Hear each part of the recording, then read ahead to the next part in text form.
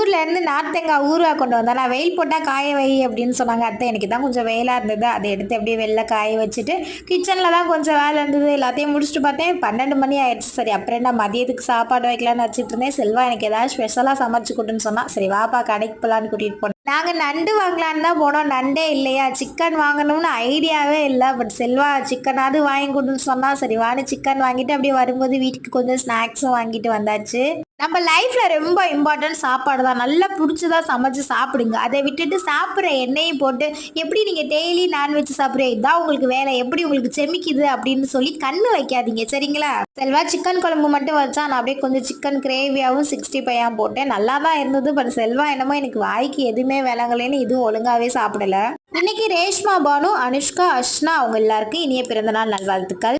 ரொம்ப ஸ்பெஷல் என் செல்லக்குட்டிய இவாஞ்சலி, நிஷ்மிதா, சுபிக்ஷா, ரிஷ்வான், ரஞ்சன் இவங்க எல்லாருக்குமே ஒரு பெரிய ஹாய்.